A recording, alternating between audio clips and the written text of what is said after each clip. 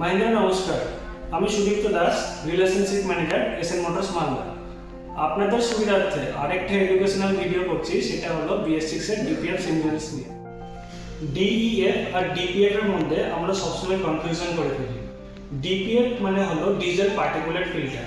DPF এর এরকম টাইপের একটা সিগন্যাল আসবে আপনার ক্লাস্টার মিটারে।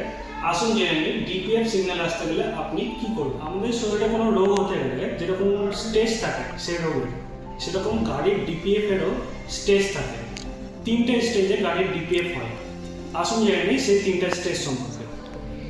প্রথম স্টেজে যদি আপনার এই ডিএফ লাইটটা জ্বলে, তার সাথে এই রিজেন লাইটটাও জ্বলে, তাহলে আপনি গাড়িটা 60 কিলোমিটারের উপরে স্পিডে 20 মিনিট চালালে এই সিগন্যালগুলো আপনার ক্লাস্টার মিটার থেকে অটোমেটিক চলে যাবে। আর আপনি যদি খুবই ঘনবসতি এলাকায় থাকেন বা পাহাড়ে থাকেন, তাহলে আপনি দাঁড়িয়ে থেকে পার্ক রিজেনারেশন করে আপনি এটা ঠিক করে নিতে পারেন। আর যদি এই দুটোর মধ্যে একটাও আপনি নিজে থেকে না করতে পারেন, তাহলে আপনি নিয়ারেস্ট মাহিন্দ্রা অথরাইজ সার্ভিস সেন্টারে ভিজিট করে সেখানে সার্ভিস রিজেনারেশন করে এটা ঠিক করে নিতে পারেন। সেকেন্ড স্টেজে এই সিগন্যালটা, ডিপিএফ সিগন্যালটা ব্লিঙ্ক করবে, তখন আর জ্বলে থাকবে না, এটা ব্লিঙ্ক করবে। এই সময় আপনার গাড়ির টপ লিমিটেশন হয়ে যাবে, তার মানে আপনার গাড়ির স্পিড 40 কিলোমিটারের বেশি উঠবে না। এক্ষেত্রে আপনি গাড়ি চালিয়ে অটো রিজেনারেশন করে সেটা ঠিক করতে পারবেন না। আপনাকে তখন গাড়ি দাঁড়িয়ে থেকে পার্ক রিজেনারেশন করতে হবে, অথবা আপনি নিয়ারেস্ট অথরাইজড মাহিন্দ্রা ওয়ার্কশপে গিয়ে সার্ভিস রিজেনারেশন করে এটা ঠিক করে নিতে পারেন।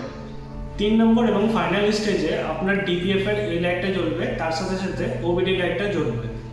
এক্ষেত্রে আপনার টর্ক লিমিটেশনটা বজায় থাকবে বা আপনার গাড়িটা ব্রেকডাউনও হয়ে যেতে পারে। এক্ষেত্রে আপনার কোনোভাবে অটো রিজেনারেশন হবে না, পার্ক রিজেনারেশন তো হবেই না। এক্ষেত্রে আপনার মাহিন্দ্রা ওয়ার্কশপ ভিজিট করতে হবে, সেখানে গিয়ে আপনার এটা সলভ করে। আমরা সবসময় চেষ্টা করব ফার্স্ট স্টেজে অটো রিজেনারেশন করে বা পার্ক রিজেনারেশন করে, বা এই দুটো যদি নাও হয় নিয়ারেস্ট মাহিন্দ্রা ওয়ার্কশপে গিয়ে এটা প্রবলেমটা সলভ করে না। যদি আমরা এই প্রথম স্টেজে এই জিনিসটা নেগলেক্ট করি, তাহলে আপনার ডিজেল পার্টিকুলেট ফিল্টারে বড় রকমের প্রবলেমও আসতে পারে, যেটা আপনাকে ফেস করতে হবে। আশা করি আপনাদের কাছে এই ভিডিওটা অনেক হেল্পফুল হবে। ভবিষ্যতে এরকম আরও এডুকেশনাল ভিডিও পেতে আমাদের পেজটা অবশ্যই ফলো করুন।